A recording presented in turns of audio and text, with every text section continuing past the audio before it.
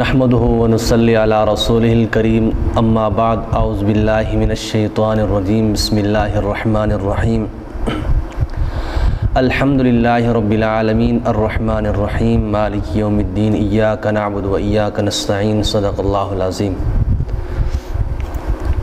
سامعین و ناظرین السلام علیکم ورحمۃ اللہ وبرکاتہ۔ امید ہے کہ آپ خیر و عافیت سے ہوں گے۔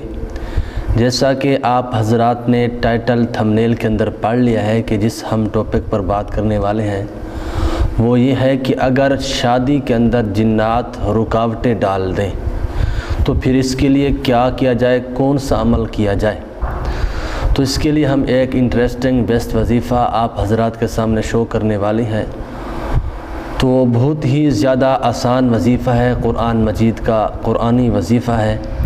اگر آپ اس وظیفے پر عمل کریں تو جتنے بھی جنات کی طرف سے تمہاری شادی کے اندر رکاوٹیں آ رہی ہیں انشاءاللہ تعالی چند ہی دنوں کے اندر وہ رکاوٹیں دور ہو جائیں گی۔ چلتے ہیں اس سے وظیفے پر، لیکن اس سے پہلے ایک مرتبہ آپ صلی اللہ علیہ وسلم کی ذات مبارکہ پر درود شریف پڑھتے ہیں۔ اللہم صلی علی محمد وعلی آل محمد کما صلیت علی ابراہیم وعلی آل ابراہیم انک حمید مجید۔ اللہم بارک علی محمد وعلی آل محمد کما بارکت علی ابراہیم وعلی آل ابراہیم انک حمید مجید۔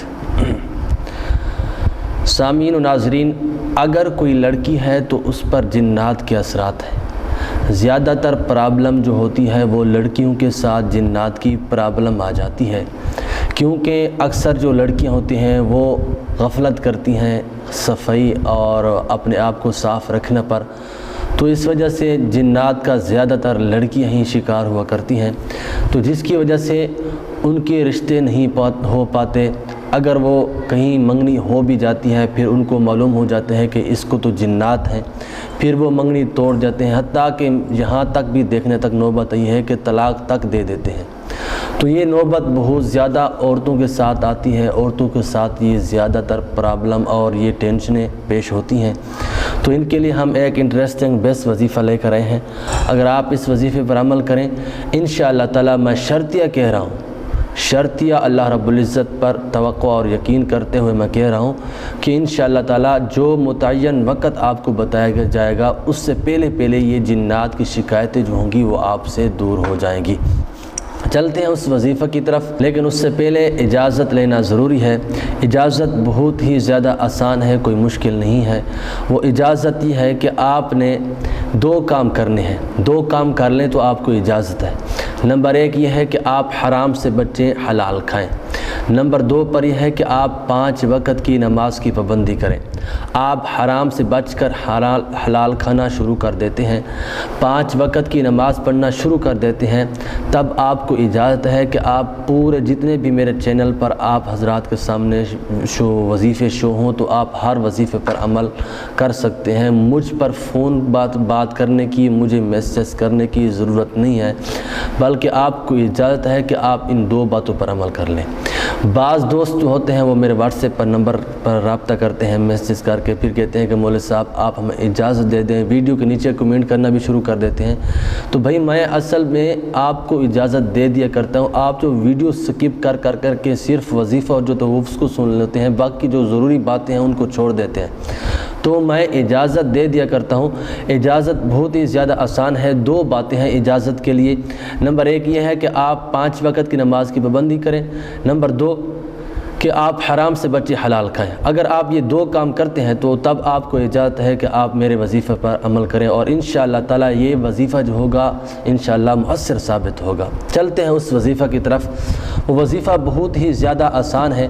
اگر کسی لڑکی کو جنات کی شکایات ہوں جس کی وجہ سے اس کے رشتے نہیں آ رہے تو اس کو چاہیے کہ بعد نماز عشاء، لڑکی ہو یا لڑکی کے والدین ہوں، تو سورۃ الحشر کی آخری جو 3 آیات ہیں میں آپ کے سامنے پڑھ بھی دیتا ہوں۔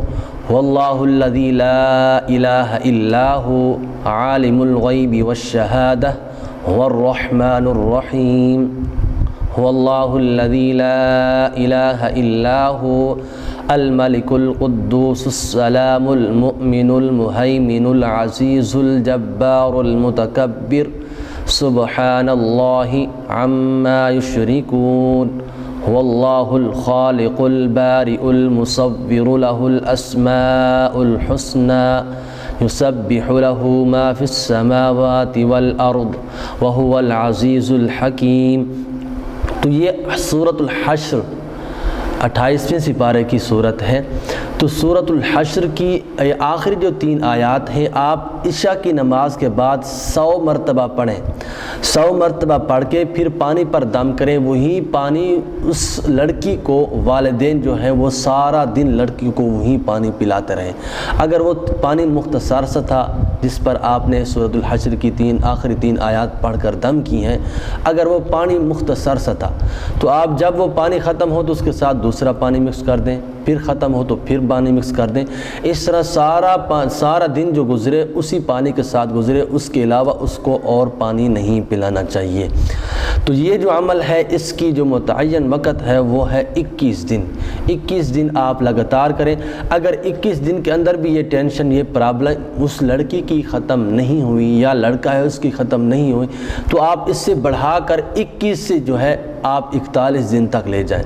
میں شرطیہ طور پر کہہ رہا ہوں کہ آپ اگر یہ 41 دن پر عمل کریں، 41 دن تک یہ عمل لگاتار کریں، انشاءاللہ مجھے رب پر بڑا توقع اور یقین ہے کہ اللہ رب العزت اس لڑکی کی بیماری اور اس لڑکی کی یا کسی لڑکی کی بیماری ہے، اللہ رب العزت انشاءاللہ تعالی ہمیشہ کے لیے دور کر دیں گے اور ہمیشہ کے لیے انشاءاللہ دور ہو جائیں گے، اور اللہ رب العزت انشاءاللہ تعالی کہیں سے اچھا سے اچھا اور نیک رشتہ انشاءاللہ تعالی ملا دیں گے۔ دعا کرو جتنے بھی مائیں بہنیں لڑکیاں اور لڑکے رشتوں کی وجہ سے پریشان ہیں، اللہ رب العزت انہیں نیک صالح رشتے عطا فرمائے۔ جن کی شادی ہو چکی ہیں ابھی تک ان کی گود خالی ہے، اللہ رب العزت انہیں نرینہ اولاد عطا فرمائے۔ جنہیں اولاد دی ہے اللہ رب العزت انہیں والدین کا فرما بردار بنائے۔ وآخر دعوانا ان الحمد للہ رب العالمین۔